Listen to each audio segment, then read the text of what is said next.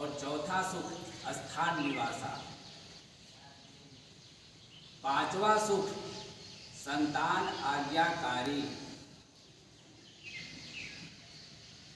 और छठा सुख नारी की हो प्रिय वाणी। ये 6 प्रकार के सुख में सर्वश्रेष्ठ सुख पहला है, क्योंकि पहला है तो सब है, अर्थात निरोगी काया। अगर पहला ही नहीं है तो बाकी क्या रहेगा। परंतु हम क्या किसी पे ध्यान देते हैं? इच्छा रखते हैं कि हमें सुख मिलना चाहिए, लेकिन हम लोग किसी पे ध्यान नहीं देते हैं। यही पंच तत्व से बना हुआ शरीर एक जो है दिन का प्रतीक है, एक रात्रि का, और इन्हीं दोनों का मिलन ही, क्या दोनों एक दूसरे से मिलते हैं? नहीं मिलते, लेकिन योग में इन दोनों का मिलन ही सुषुम्ना है। इड़ा, पिंगला, सुषुम्ना, ये 3 नाड़ियां जो हम लोग पढ़ते हैं ना, 3 नाड़ियां हमारी, तो ये इड़ा है, ये पिंगला है, ये सुषुम्ना है। अब ये तो आगे 4, 5, 6, 7, 8, 9, 10, 11, 5, 6, 7, 8, 9, 10। शाबाश, बस ये मुंह खुला रहेगा इसे।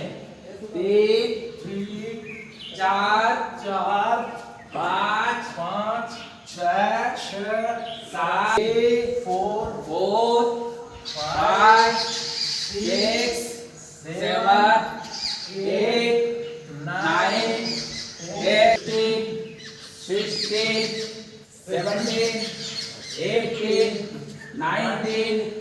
24, 25 जम जाता है। अब कफ के कारण जो है श्वास नली छोटी हो जाती है उसका आने जाने का, तो तेजी गति से श्वास लेना है और छोड़ना है 100 बार। 2, 3, 4, गिनते रहिए।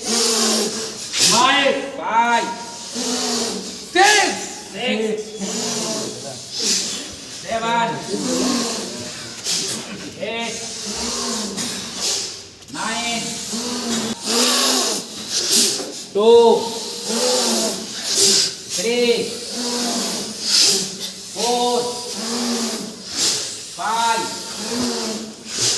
6, 7, 8। नारायण नारायण नारायण नारायण।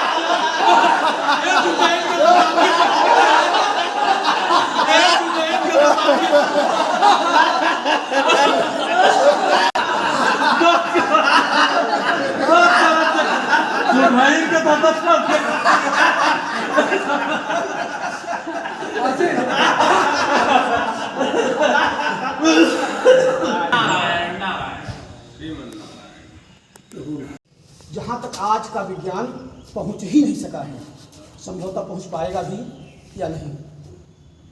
ये जो क्रियाएं हम लोग करते हैं अष्टांग योग में, अष्टांग योग का जो 8वां अंग है वो है समाधि।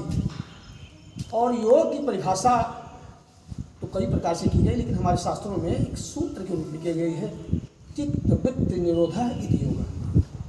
हमारी जो सारी चित्त की वृत्तियाँ हैं, इन पर हम नियंत्रण पा जाएं, यही योग है। और चित्त वृत्तियों पर नियंत्रण होगा कैसे? ये आँख, कान, नाक, जो संसार की सारी चीज़ें हम लोग ग्रहण कर रहे हैं, तो हमारी इच्छाएं जो हैं उनका शासन हम पर है। हम अपनी इच्छा से शासन करें इन पर, ऐसा नहीं है। हम चाह लें कि हम किसी को नहीं देखेंगे, ऐसा नहीं है। या अगर कोई ऐसी चीज़ है अट्रैक्टिव है तो हम आप न चाह करके उसको देखने लगते हैं। अगर हमारी इच्छा है कि आज हम भोजन नहीं करेंगे, हमने योग का मतलब यही, आप इच्छा किए हम आज भोजन नहीं करेंगे, आपको भूख नहीं लगेगी, हम इसी समय जाना चाहते हैं, मैदान जाना चाहते हैं, फ्रेश होना चाहते हैं, आपने इच्छा किया, हो गया। मतलब सारी इच्छाओं पर आपका नियंत्रण हो जाए। और इसके लिए अष्टांग योग है। कभी आपने बताया यम, नियम, संयम, प्राणायाम, उसके बाद आहार, उसके बाद फिर प्रत्याहार, फिर ध्यान, धारणा, समाधि, ये 8 अंग हैं। इसके अंतिम समाधि है। तो यह जो क्रिया, जितनी भी क्रिया आपने किया, यह योग, यह शरीर का जो उपकरण है, ये उपकरण है शरीर। आपने बताया ना सारे देवताओं का वास है, और वास इसी उपकरण में उन्होंने किया है। इस उपकरणों को कैसे उस अवस्था तक पहुंचाया जाए, यह उसके साधन है। शरीर आपकी स्वस्थ होगी ना, जिससे स्वस्थ शरीर में ही स्वस्थ मन होता है। तो स्वस्थ शरीर ही नहीं रहेगा तो आप करोगे क्या? मन ही बीमार रहेगा आपका, शरीर ही बीमार रहेगा आपका। इसलिए सब है। योग का कोई भी मतलब हम लोग, और उसमें पतंजलि योग शास्त्र क्या लिखा है, पहले एक शुरू में लिख दिया है, योगैश्च चिकित्सन्या पराध्यत, योग से चिकित्सा करना अपराध है। हमारे शास्त्रों में योग को चिकित्सा की पद्धति नहीं बनाया। आयुर्वेद में योग चिकित्सा पद्धति नहीं है। यह व्यक्ति कैसे निरोग रहे, कैसे आप स्वस्थ रहे, उसके लिए किया है। और उसके लिए हम लोग अपने शरीर को तैयार करते हैं। फिर उसके बाद तो प्राणायाम, अभी प्राणायाम की चर्चा, प्राणायाम तो हुआ नहीं, कुछ नहीं, बस अभी तो प्राणायाम होगा। जब प्राणायाम हो जाएगा तब उसके बाद प्रत्याहार, तब शुद्ध ध्यान, धारणा, समाधि की बात आती है।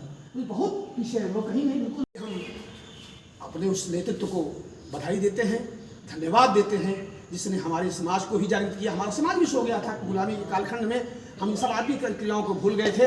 आज अपने जीवन को स्वस्थ रखने के लिए अपनी सनातन परंपराओं पर चलकर हम अपने शरीर को स्वस्थ रखने का यह उपक्रम कर रहे हैं।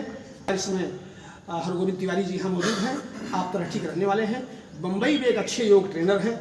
आप इसी के द्वारा उन्होंने बम्बई में बहुत बड़ा कारोबार अपना खड़ा किया इसका, योग का। इनके अंडर में पत्नी कितने ट्रेनर हैं, मैं दसियों ट्रेनर्स को जानता हूं जो इनके द्वारा सिखाए जाने के बाद आज उनकी 50,000 रुपये महीने की इनकम है। योग ट्रेनिंग करते हैं, सिखाते हैं बम्बई में, और लोग कमाते हैं, पैसा कमाते हैं, खाते पीते हैं, अपनी ज़िंदगी चलती है, और वहाँ अच्छा उनका काम चलता है।